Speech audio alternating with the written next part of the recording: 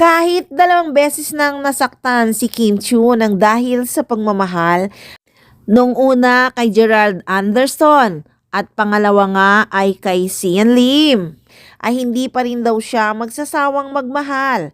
Katwiran niya ganun talaga ang nagmamahal at kung mabigo man siyang muli sa pangalawang pagkakataon ay wala pa rin talaga siyang pinagsisihan.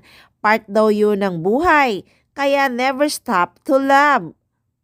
Alalahanin ko pa ba? Nakakaiyak dyan. Ay, wow, grabe naman. Wala akong pinagsisihan and that's part of life. So, to never stop loving.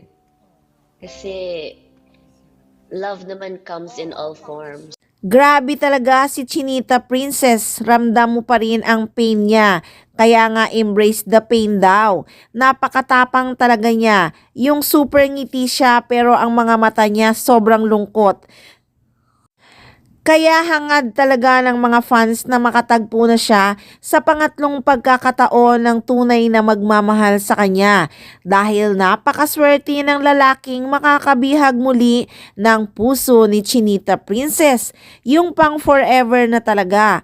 Kaya talagang kaabang-abang at ka-excite kung sino ang lalaking muling mamahalin ni Kim Chiu at sana yun na ang kanyang forever dahil deserve naman talaga niya ang right man. At payo nga ng mga kaibigan or mga netizens ay wag na lang daw taga-showbiz kasi magulo talaga ang showbiz industry. Kaya abangan na lang ang bagong yugto ng pag-ibig ni Chinita Princess.